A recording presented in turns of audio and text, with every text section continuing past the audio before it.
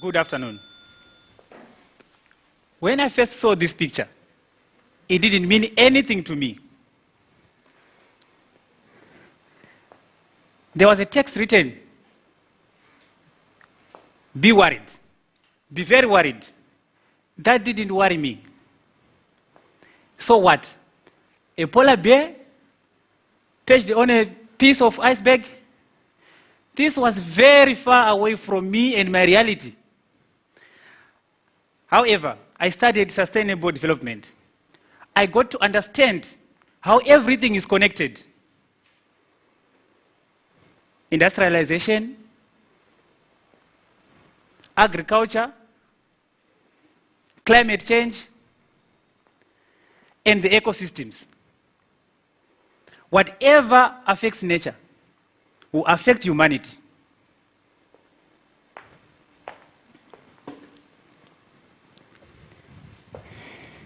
Once upon a time, there was a small village in the southern part of Africa. This village was surrounded by a thick forest. The forest had so many trees, which were valued as a precious good. The villagers there took care of these trees because the elders knew how the trees would retain water in the ground and also protect and shelter the wildlife. The people lived in simple mud huts. They lived in harmony with nature.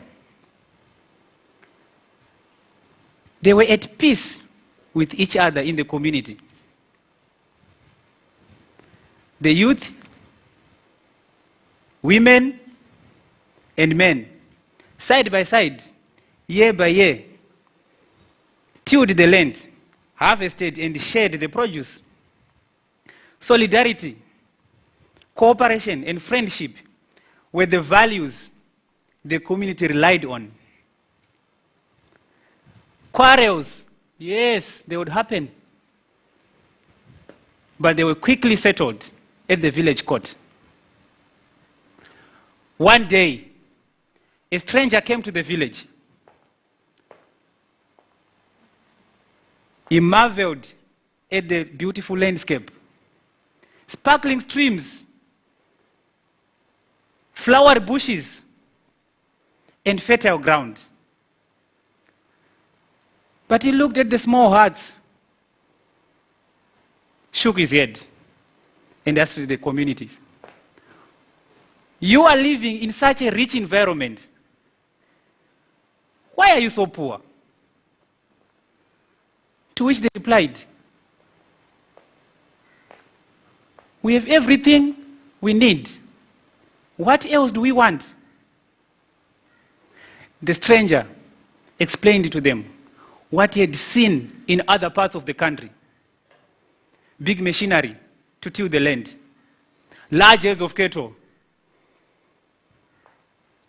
houses made of stone, not mud. This surprised the villagers, and they were so fascinated. They asked the stranger to lead them out of what he had explained to them as poverty. He introduced new crops, seeds. The crops would promise wealthy, not only food. Food would be bought from the earnings.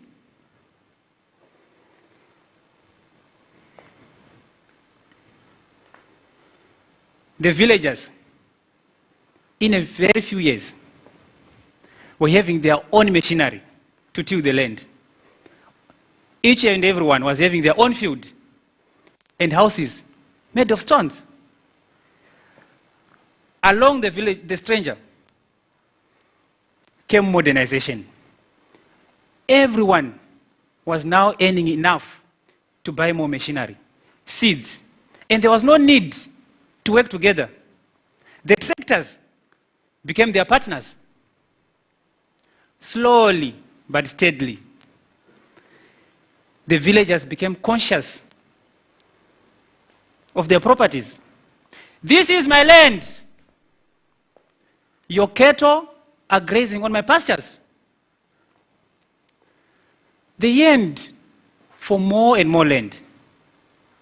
Trees were cut. The land was cleared. And the forest vanished.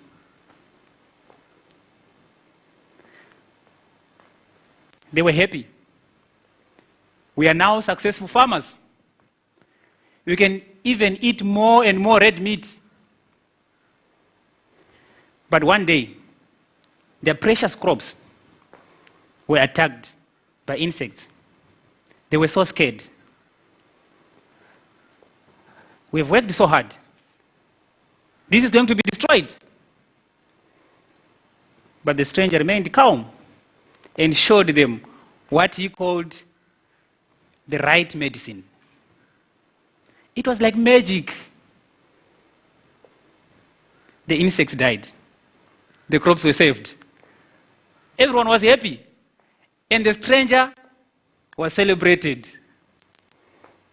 Years later, the stranger was long gone. A drought hit the country. The rivers dried. The grass went brown. There were no more trees to retain the water in the ground. The little rain that fell would just drain away in the eroded soils. Large herds of cattle died. The crops also suffered. There was no more biodiversity to replace these crops. There was hunger in the community. So many people left the land. The others had chronic diseases. Other villagers would say, this is caused by witchcraft. Shamwari yangu, my friend, was rarely heard. This is a story of my community. Chivi district in the southeastern part of Zimbabwe. I witnessed all this happening as I grew up, as a son of a farmer. I want to transform this community to be where it used to be. I thus studied agronomy in sustainable development in South Africa and the Netherlands. I came across different agricultural methods which enlightened me and also made me reflect at the situation at home. Here in India, I learned of the steps needed: water shedding and water harvesting, reforestation, exchange these so-called wonder seeds with our traditional drought-tolerant seeds, reduce the crops for consumption, reduce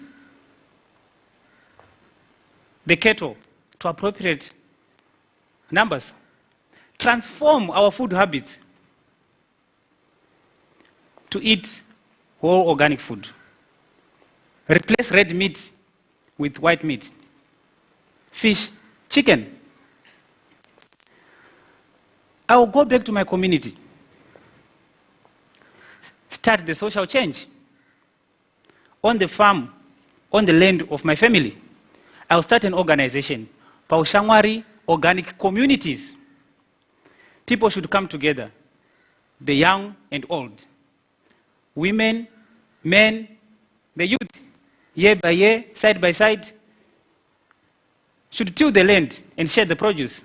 Solidarity, cooperation,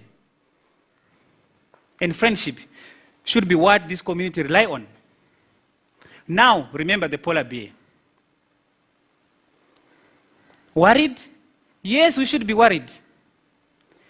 If we continue not working in harmony with nature, we're actually cutting off the hand that is feeding us. But now is the time to turn worry into action. I am an agronomist. I understand what I can do as a farmer. What can you do as a consumer to make this earth a healthier and greener place? Thank you.